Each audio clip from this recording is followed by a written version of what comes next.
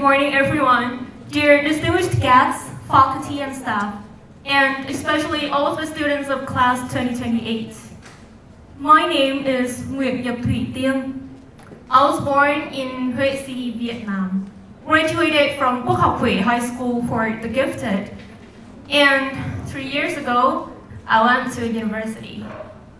Well, fact or fiction, despite all the good results I have had, I did not feel happy at all.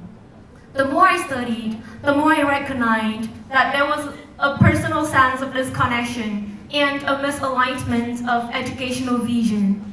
And it's really sad to admit that in the last 2 decades, my life was mainly controlled by numbers. Scores, rankings, achievements, all of which trapped me in a bubble of satisfaction that I never dared to step out of my comfort zone or to delve deeper into my real interests, such as minorities, sexualities, or cultural identity. Fact or fiction? In 2023, I randomly went to Fulbright University, Vietnam for a presentation of an artist who actually changed my life. Well, what was special about this artist was that he was sincere. I always tell my friends that the artists are one of the bravest people ever because they dare to encounter their pains. And as I stayed until the end of that session to have a small talk with him, I could have a chance to listen to him more about his painful memories, ranging from religious to cultural identity. Well, his experience taught me about the diversity, but especially diversity of pains. It was the first time ever in my life that there was a person standing in front of me and appeared to be so much strong and also painful at the same time. And by the moment he hugged me in his arms and we cried together, I know that I should do something with my life too. That was the first milestone. Let's talk about the second milestone that has led me to Fulbright University, Vietnam. Well, I have lived in District 7 for more than 3 years. And there's a bridge that is near my house that at night, whenever I want to come home, I would definitely pass by, seeing a lot of economically disadvantaged people sitting on that. There was a man who always caught my attention. He was different from other people because he never looked at the traffic flow in front of his eyes. He always turned his back against the traffic flow. He would probably use his arms to hang over the handrail of the bridge and looking over the surface water of the river. That image haunted me. For many months, I wish I were brave enough to come and talk to him, but I could not. So on that destined day, returning from Fulbright University Vietnam's presentation about the artist I just said, I decided to take all of my courage to come and talk to him once. So when I came near the bridge, you know what happened? He disappeared. After many months, he were there, then he disappeared, being replaced by a group of men doing fishing. And I felt a sense of guilt, but more than that, a sense of loss due to the lack of bravery that I missed a chance to help someone. And there was a quick thought running through my mind that if I keep negotiating with myself, waiting for the second chance, or not immediately grabbing it, I would definitely miss a lot of things. I would miss Fulbright University Vietnam, I'll miss the chance to go deeper into my real passions, or I'll miss the chance to change my life. And by returning home at that night, I decided to seriously consider Fulbright as a choice. Coming to the third milestone. Do you guys understand the feeling when you guys go against the choice that your parents believe to be the most promising and hopeful? So after a lot of problems, I returned to Huế City, and there was a night that I went into my daddy's room, and he randomly asked me a question, hey girl, how's school? That's actually a normal question, right? And normally I would just answer, still fine. But at that moment, feeling like I could no longer hide my emotions, I started to burst into tears. And mommy, she came to ask me more. She asked me, what's wrong? Do you want to try a new major? I thought for a while and I said, probably a new school.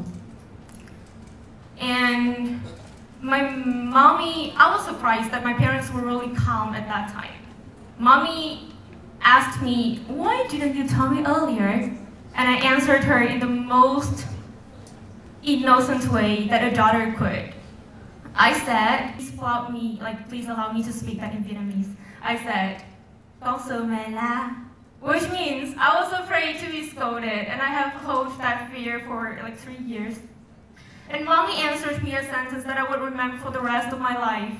She said, con nghịch ngợm thì mẹ la con, chứ con chăm học thì có gì mà mẹ phải la con.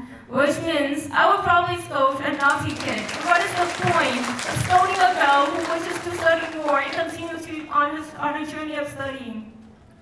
So, her sentence actually helped me answer the biggest question I have had at that time, that would I brave enough to give up on everything I have had for the last 3 years, or let's say 20 years with a lot of social prejudices, to restart a new university life at Fulbright University Vietnam? And the answer was yes. So 1 week before the deadline, I decided that I would apply for Fulbright University Vietnam. And I spent the whole 3 days writing down everything that has been trapped in me for 3 years.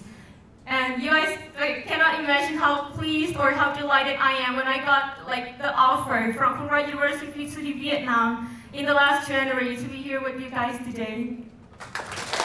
And in the next 4 years, I intend to explore my favorite topics that I said, humanities or arts and culture, and I would love to express my appreciation to my family, close friends, the artists I met, and the man on the bridge, of course.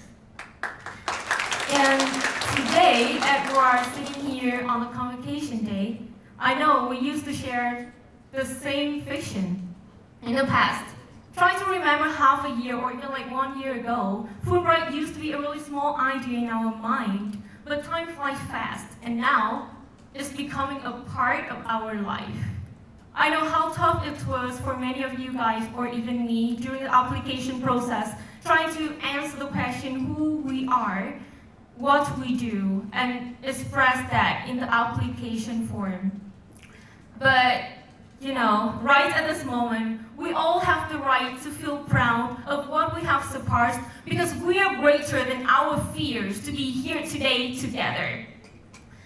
And still, fiction turning into fact will give way to a lot of new arising fiction. And we're here to actualizing new dreams, to liberate ourselves, to embrace freedom, especially the freedom of knowledge acquirement, where differences mean diversity, where we strive day by day to be better human beings and to contribute to a greater Vietnam. And of course, from a viewpoint of a person who has pursued university once, I would also love to share that, the question who I am is not an adolescent crisis question, but rather than that, I think is a lifetime question that probably many of us will spend the rest of our life trying to find the right answer for that. So treat Fulbright as a page that opens a chapter, a new chapter that you step on that journey to find the right answer together. So we have chosen to be a community would appear in others' journeys of self-finding or self-forming. Challenges are always there, but be brave to improve and embrace our knowledge and values and living good impacts for the society. That is the end of the talk. Thank you so much for listening.